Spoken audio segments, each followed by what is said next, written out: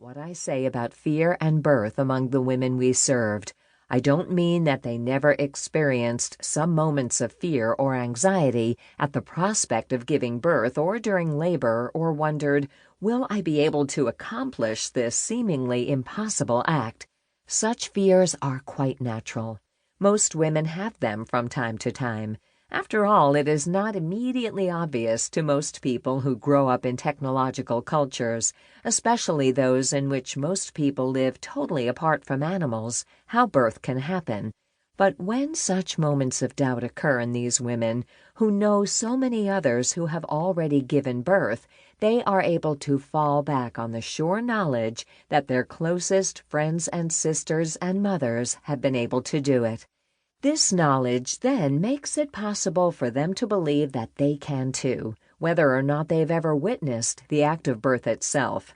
The women in the community manage to relearn and be highly successful at the kinds of female behavior that modern women in technological cultures aren't known to be good at, those that go beyond the common medical understanding of women's bodies and birth.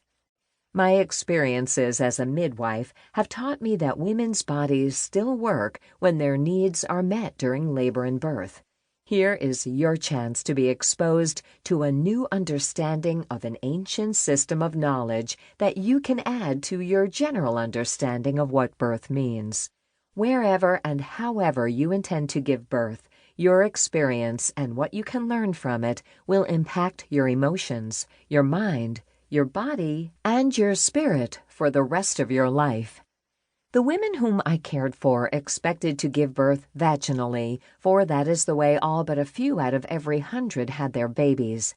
They know that sometimes transport to a hospital for a cesarean, an instrumental delivery, or an epidural in late labor is necessary, but such interventions are comparatively rare. Our cesarean rate up to the year 2010 was 1.7%. Our forceps and vacuum extraction rate was 0.05%.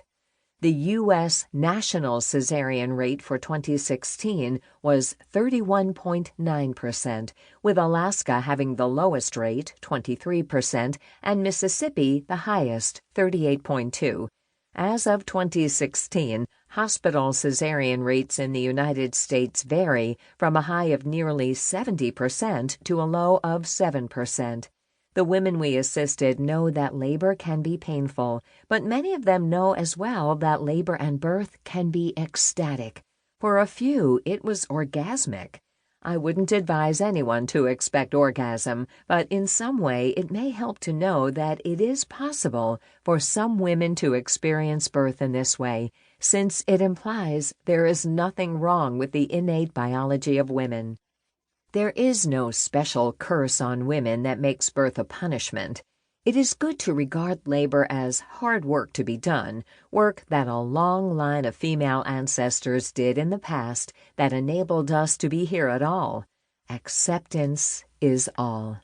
Anyway, whether or not the women in the community experienced labor as quite painful or not, most of them found labor and birth a transformational passage in a positive sense. Have you ever heard anyone speak positively about labor and birth before? If so, you are not alone.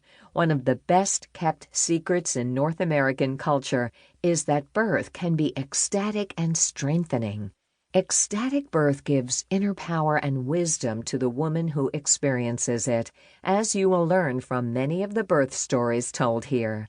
Even when women who have shared knowledge of women's true capacities experience pain in labor, they understand that in most cases there are ways of making the sensations of labor and birth tolerable that do not involve numbing the senses with drugs before accessing the amazing chemicals that are naturally released by the woman's own body.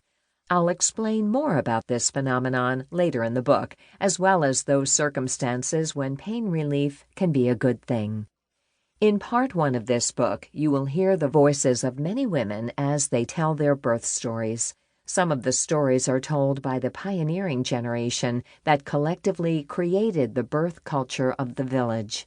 Others are told by their daughters and daughters-in-law who grew up within this culture or whose